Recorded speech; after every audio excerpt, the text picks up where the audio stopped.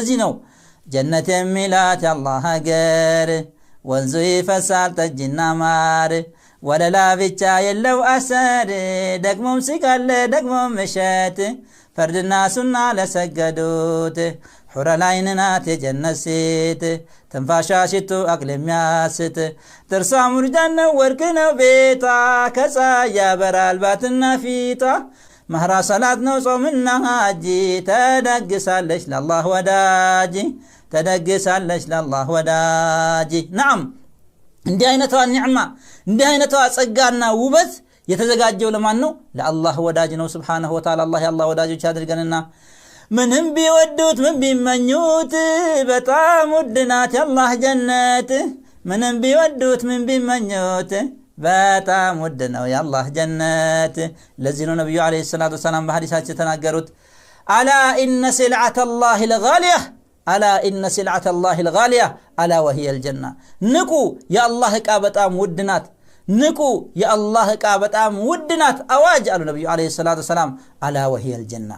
አዋጅ ንቁ እሷ እኮ ጀነት ናት አሉ ነብዩ አለይሂ ሰላቱ ወሰላም አላህ Subhanahu Wa Ta'ala ይችን ጀነትን ለነዚያ ለባሮቹ እሱን ለሚወዱት ለሱ ተዛዝ ቀጥላሉት ለአላህ ባሮችና ሙእሚን ለሆነችዋ ነው አላህ ያዘጋጃት አዕደቱ ለዒባዲ الصالحون አላህ ምን ይላል ለነዚያ ደጋግ ባሮቼ አዘጋጀሁኛል አላህ Subhanahu Wa Ta'ala ማላ አይኑ ራአት አይን አይቶት የማያውቀው ወላ እዝኑን ሰሚዓት ጆሮ ሰምቶት የማያውቀው ወላ خطر على قلب بشر በማንኛውም ሰው ልብ ላይ አንድ ቀን ታስቦና ይሄን ሊመስል ይችላል ብሎ ታስቦ የማይታወቅን አላህ ለነዛ ለባሮቹ አዘጋጀላል ነብዩ አለይሂ ሰላቱ ወሰላም አላህ ነው ይሄንን ብሎ የተናገረው ማለት ነው ይሄን አይነትን ጀነት ለማግኘት የአላህን ትእዛዝ መፈጸም ጥሩ ስነ ምግባርና ባህሪ ሊኖረን የነብዩን አለይሂ ሰላቱ ወሰላም ፈለግ በመከተል እዚች አይነት ደረጃ ላይ እንደርሳለን ማለት ነው ልጅነት ማለት የብደት ቁራጭ ነው ካላሸነፉት ጀነት ሩቅ ነው ልጅነት ማለት የብደት ቁራጭ ነው ካላሸነፉት ጀነት ሩቅ ነው ናም ልጅነት ማለት ወጣትነት እድሜ ለዚህ ጀነት እንድንደርስ በጣም እንቅፋት ነው ማለት ነው ምክንያቱም በልጅነት ጊዜ በወጣትነታችን ብዙ ነገር ያምረናል ብዙ ነገር እንመኛለን ብዙ ነገር እንፈልጋለን ያንን ሁላ ለአላህ ብለን ይዘን ነፍስያችንን ተቆጣጥረን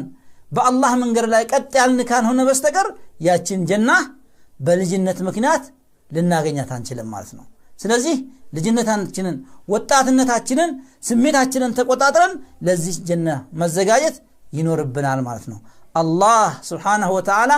ስሜታቸውን ከሚቆጣጠሩት በወጣትነታቸው ጊዜ ለአኺራቸው ከሚለፉትና ከሚጥሩት እስከ ለተሞታቸው ጊዜ ድረስ አላህን ከሚገዙት እና በዛች አላህ ባዘጋጃት ጀና ከሚወፈቁት ከሚያገኙት ከሚለገሱት ሰዎች አላህ ያድርገን